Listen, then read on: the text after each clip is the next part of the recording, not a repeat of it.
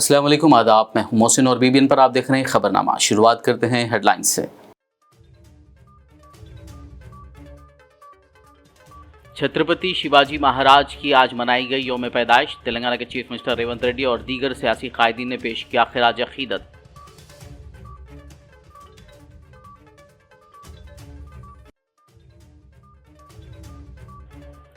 तेलंगाना का हर फर्द कास्ट सर्वे में ले हिस्सा। वजीर पूनम प्रभाकर की आवाम से अपील, कहा 16 से 28 फरवरी तक किया जाएगा दूसरे मरहले का सर्वे।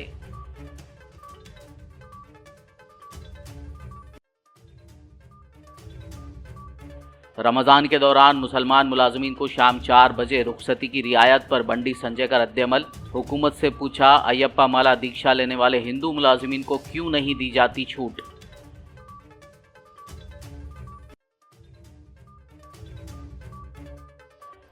केसीआर की सदारत में तेलंगाना भवन में BRS party executive body meeting. BRS party के तेलंगाना में दोबारा इख्तिदार में आने का केसीआर ने जाहिर किया यकीन।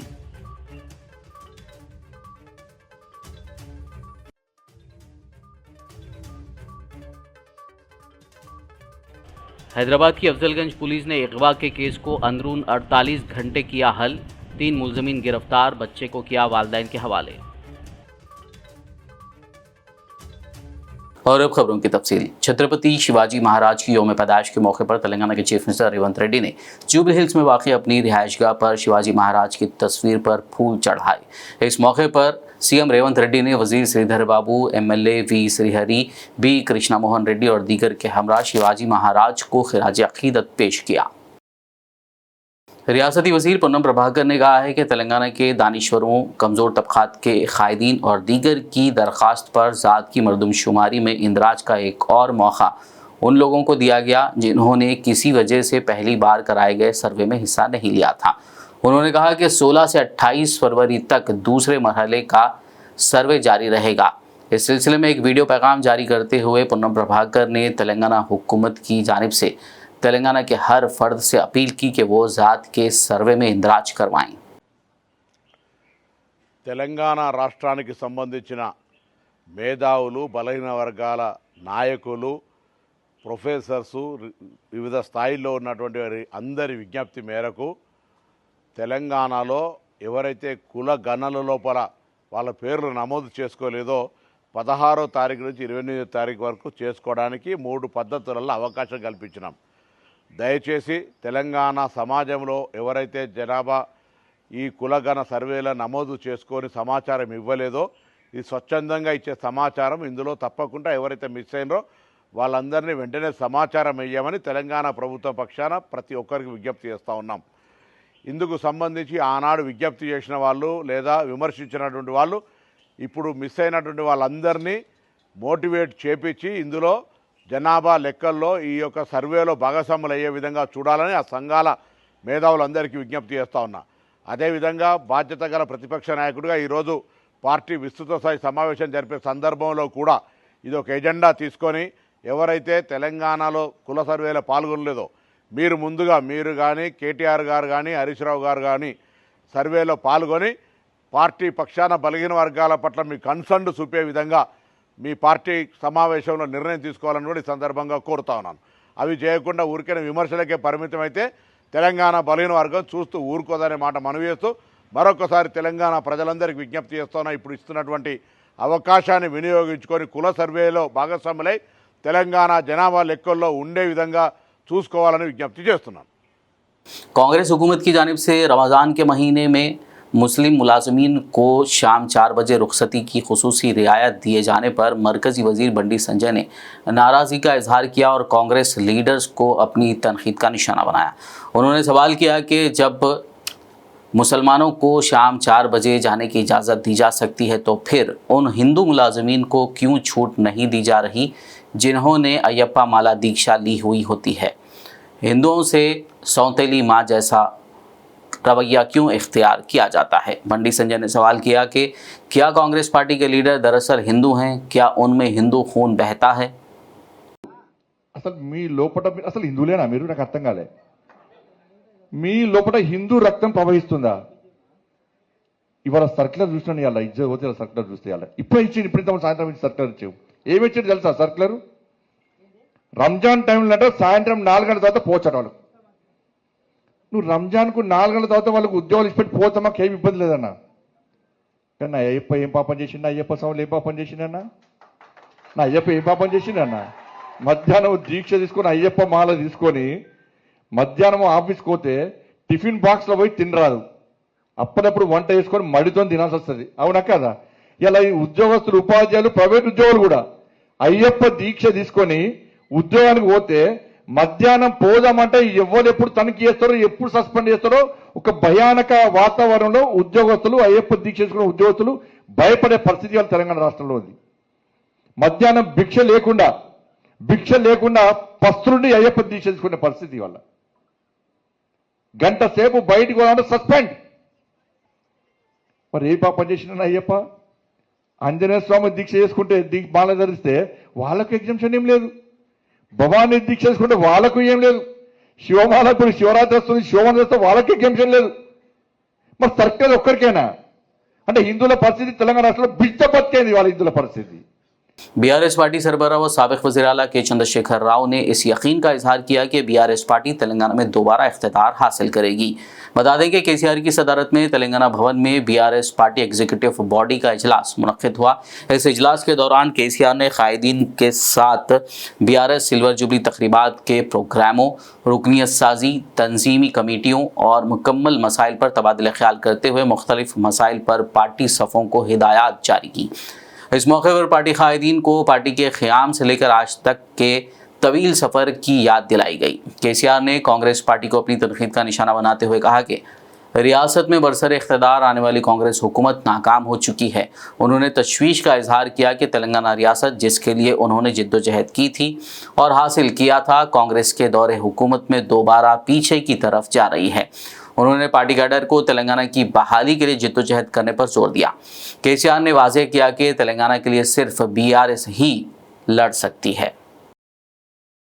बीआरएस सुप्रीमो के चंद्रशेखर राव ने ऐलान किया है कि पार्टी एक नई खातून सदर का इंतखाब करेगी और 53 नशिस्तें ख़वातीन के लिए अलॉट की जाएंगी और फिर हदबंदी के बाद नशिस्तों की तादाद 160 तक बढ़ा दी जाएगी। उन्होंने कहा कि मुस्तकबिल बीआरएस का ही है।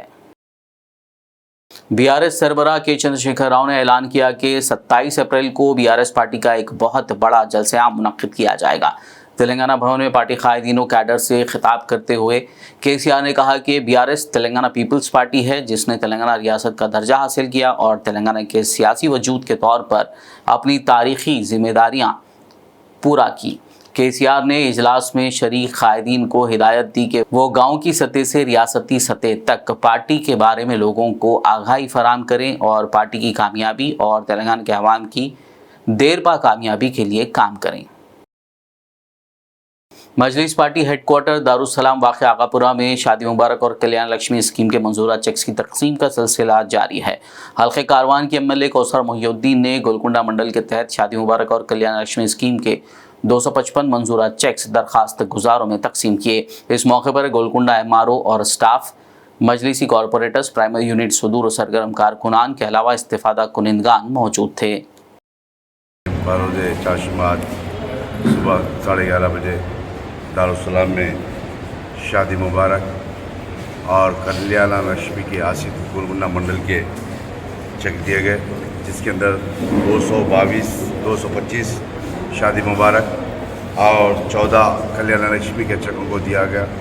और इस प्रोग्राम के अंदर गोलकुंडा मंडल के तमाम ऑफिसर्स और हल्के कारवान के कॉरपोरेटर जनाब वजह मसीदी साहब नुमाइंदा कॉरपोरेटर, जनाब हारून फरान साहब नुमाइंदा कॉरपोरेटर, जनाब अमीर साहब नुमाइंदा कॉरपोरेटर, जनाब नसीर साहब कॉरपोरेटर नानगर और इनके अलावा मेरी जमात के मजलिस के सदर मुतमदीन एक्टिव वर्कर्स इस प्रोग्राम में शामिल थे।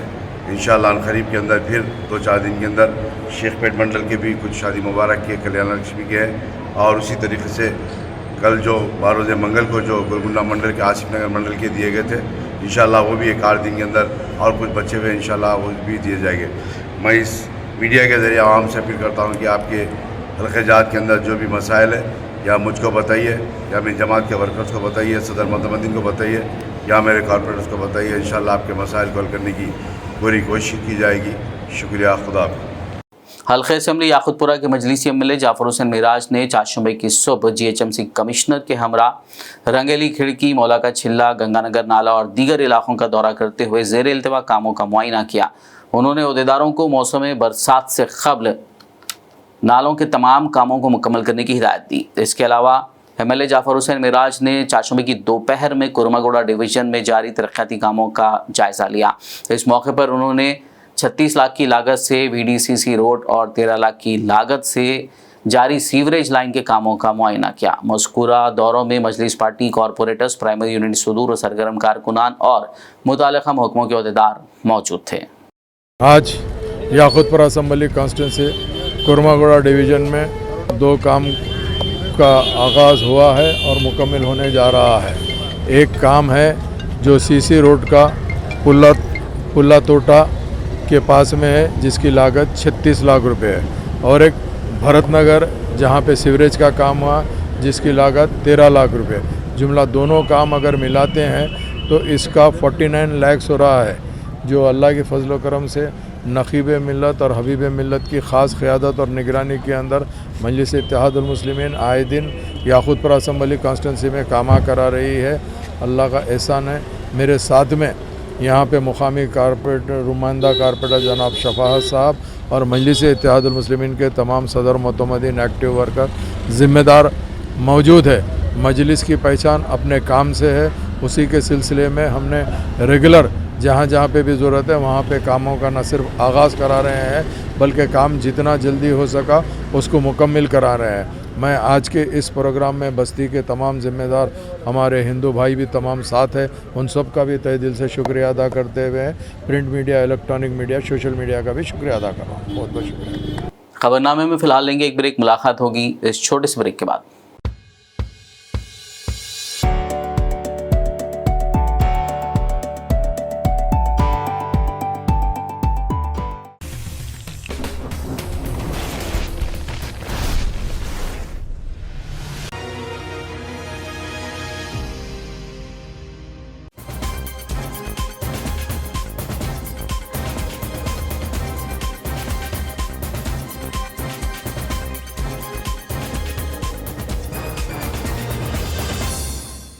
ब्रेक के बाद खबरनामे में आपका दोबारा खैर मकदम है। आइए बढ़ते हैं मजीद खबरों की जानिब। जीएचएमसी के दत्तात्रेय नगर डिवीजन के इलाके नटराज नगर में मजलिस इत्तेहादुल मुस्लिमीन की कामयाब नुमाइंदगी पर तरक्याती कामों का सिलसिला जारी है। मुकामी मजलिसी कॉरपोरेटर जाकिर बाखरी ने नटराज नगर मस्जिद अक्सा के पास सीसी रोड के कामों का आगाज़ किया। इस मौके पर बल्दी कॉन्ट्रैक्टर, मुकामी लोगों में मोहम्मद लतीफ़ अहमद, मोहम्मद मुबीन पटेल, बाबा भाई के अलावा मुकामी मजलिसी कायदीन मोहम्मद आसिफ, अच्चू पटेल, मोहम्मद मजहर और दीगर मौजूद थे। मुकामी अवाम ने इस मौके पर नई सड़क की तामीर के लिए मजलिस पार्टी कॉरपोरेटर जाकिर बाखरी और मजलिसी क़यादत का शुक्रिया अदा किया। मुल्क के दीगर रियासतों से रोज़गार की तलाश में हैदराबाद आए अफराद की हेल्थ केयर सेक्टर में रहनुमाई के लिए वेस्ट एंड हॉस्पिटल ने एक पहल का आगाज़ किया है। इस सिलसिले में मीडिया प्लस ऑडिटोरियम वाक़े गन फाउंड्री में एक प्रेस कॉन्फ्रेंस करते हुए शहर के मुमताज़ डॉक्टर की टीम ने तफसीलात से वाकिफ़ करवाया।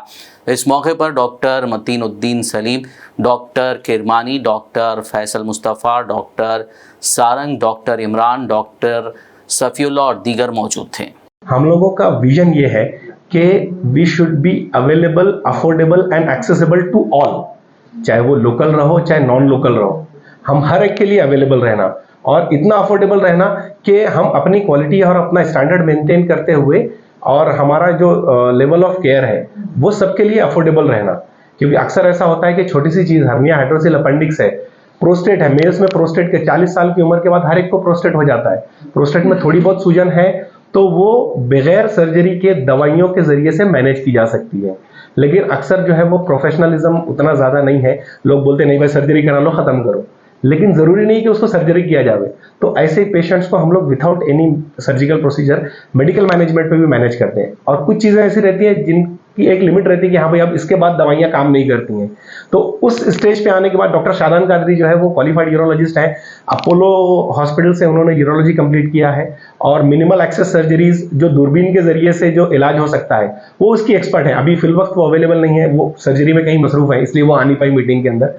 तो उनके बिहाफ पे एज अ हस्बैंड और एज अ प्रोफेशनल कलीग मैं उनको रिप्रेजेंट करते हुए आप लोगों के ज़रिए से हैदराबाद की आवाम को ये मैसेज पास ऑन करना चाह रहा हूँ।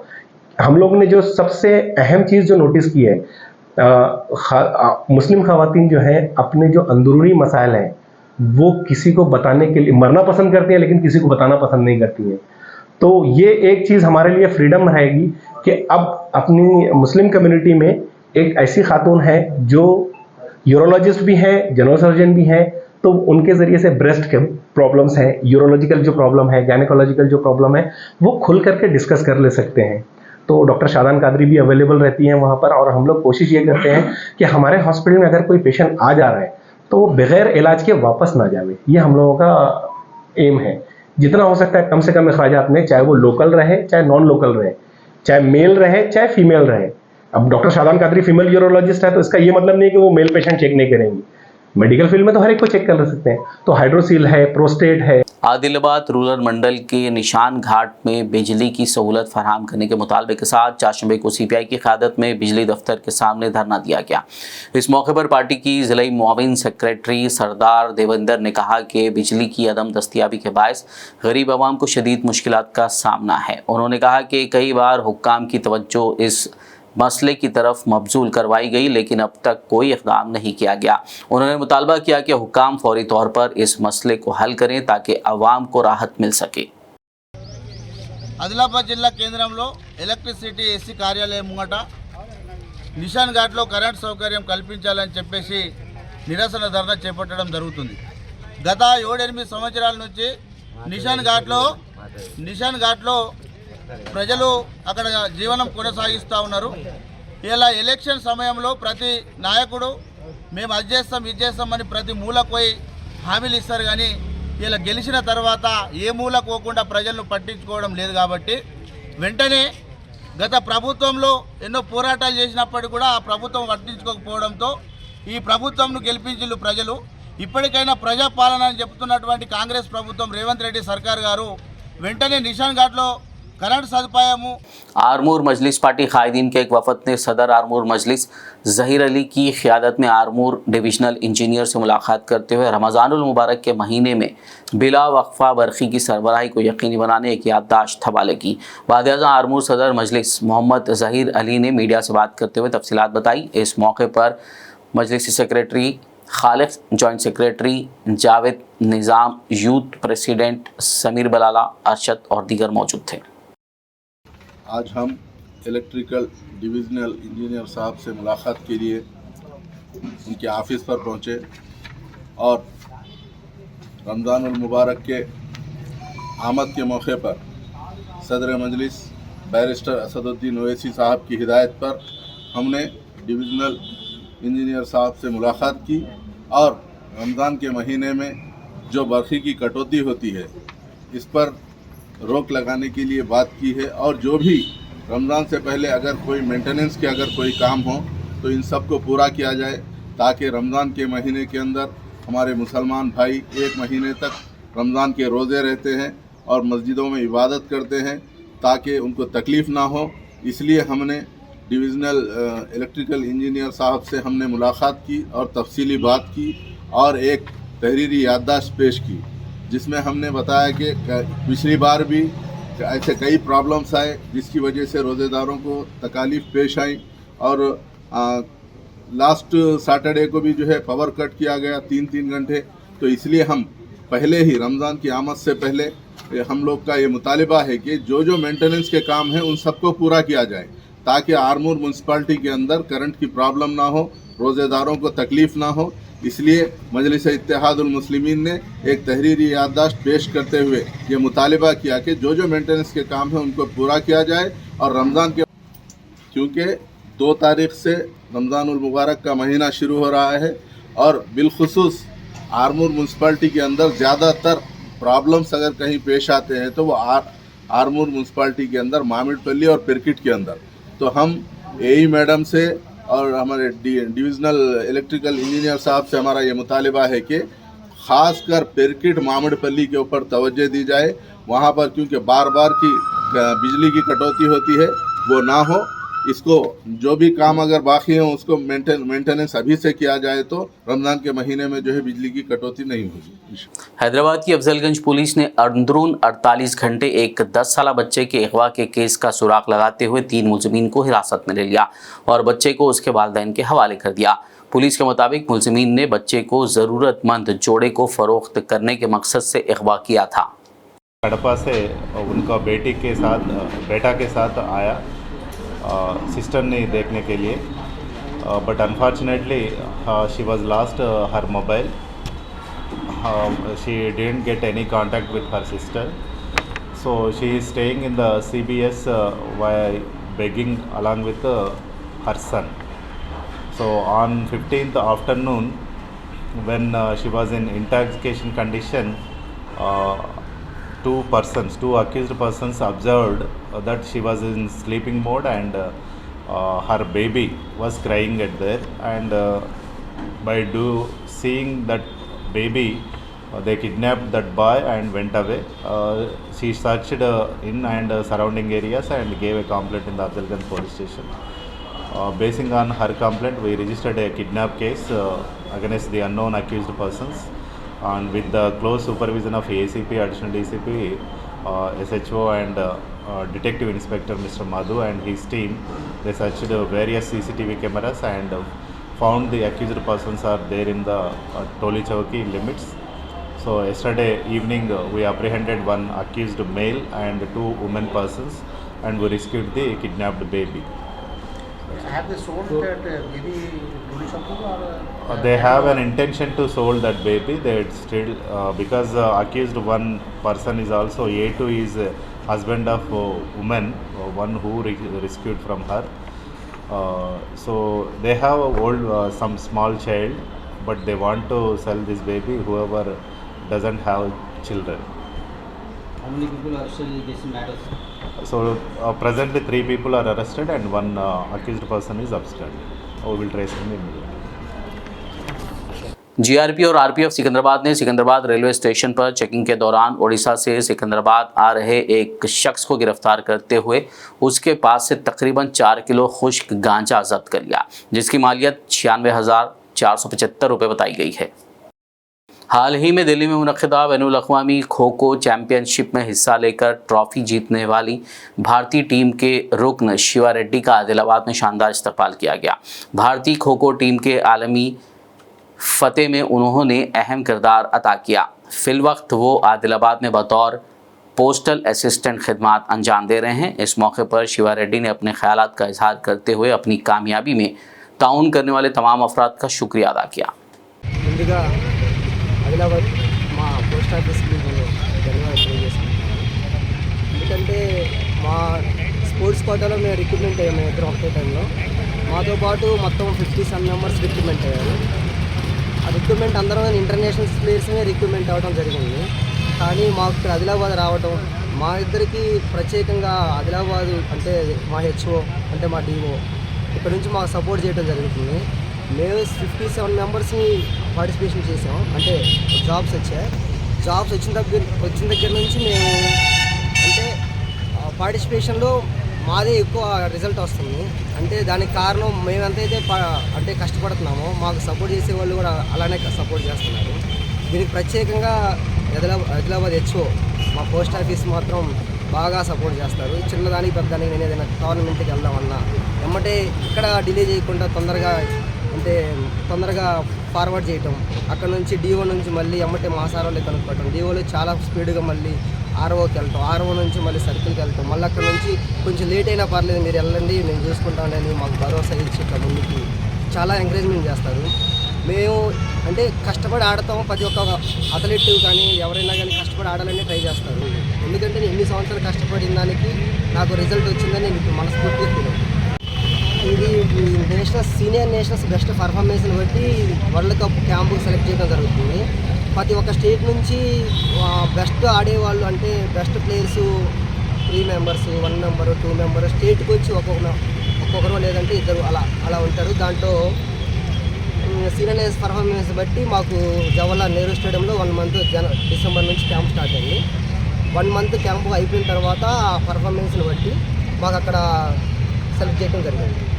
हल्के असम्बली बालकुंदा के भीमगल में वाक़ मदरसा इमदादिया दारुल उलूम के ज़ेर एहतमाम 42वां अज़ीमुश्शान जलसा इस महीने की 25 तारीख बरोज़ मंगल बाद नमाज इशा मुनक़्क़िद किया जा रहा है।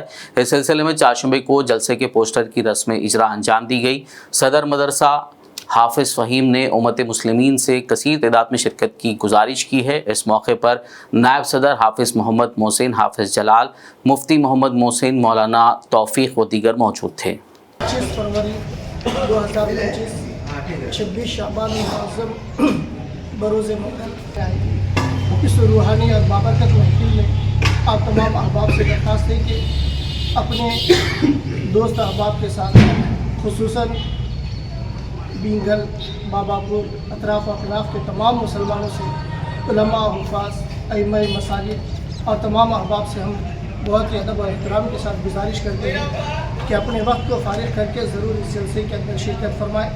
ख़वातीन के लिए पर्दे का नज़म भी रखा गया है और बाहर से आने वाले तमाम मेहमानों के लिए खाने का नज़म भी रखा गया है। आप तमाम अहबाब से दरख्वास्त है कि मदरसे के जलसे के अंदर ज़रूर शिरकत फरमा कर हज़रात के उलमा इकराम के बयानात से इस्तेफ़ादा करें और उनकी दुआओं के अंदर शिरकत करें और अल्लाह रब्बुल इज़्ज़त इस इदारे को तरक्की अता फरमाए और इस इदारे के ताउन करने वाले मुआविनीन और इंतज़ामिया को तरक्की अता फरमाए और जलसे को कामयाब फरमाए। कोडंगल में वाक़ दरगाह हज़रत शेख हसन बिन मसूद गाजी अंसारी क़ादरी रहमतुल्लाह अलैह के उर्स तक़ारीब का आगाज़ अमल में आया। गुज़िश्ता शब जुलूस संदल माली निकाला गया, जिसमें साबिक़ डिप्टी सरपंच SM गौसन वजूदी, हज़रत जिलानी पाशा क़ादरी, सैयद खैरात अली क़ादरी, सुल्तान शहाबुद्दीन रोशन वजूदी व दीगर ने शिरकत की। इस उर्स तक़ारीब में तेलंगाना के अलावा पड़ोसी रियासत कर्नाटका, महाराष्ट्र और आंध्र प्रदेश से भी कसीर तादाद में ज़ायरीन शिरकत करते हैं। आखिर में एक नज़र हेडलाइंस पर।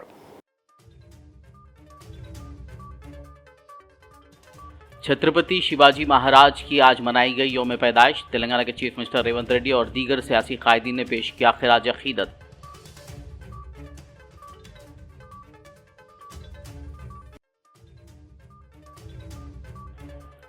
तेलंगाना का हर फर्द कास्ट सर्वे में ले हिस्सा। वजीर पूनम प्रभाकर की आवाम से अपील, कहा 16 से 28 फरवरी तक किया जाएगा दूसरे मरहले का सर्वे।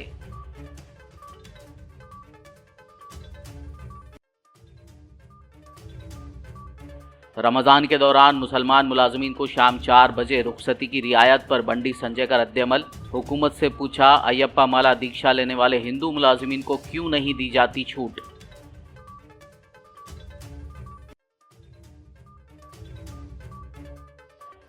केसीआर की सदारत में तेलंगाना भवन में BRS party executive body meeting. BRS party के तेलंगाना में दोबारा इख्तियार में आने का केसीआर ने जाहिर किया यकीन।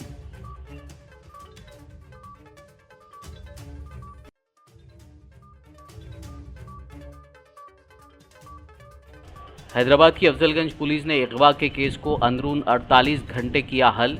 3 मुलजमीन गिरफ्तार, बच्चे को किया वालिदैन के हवाले।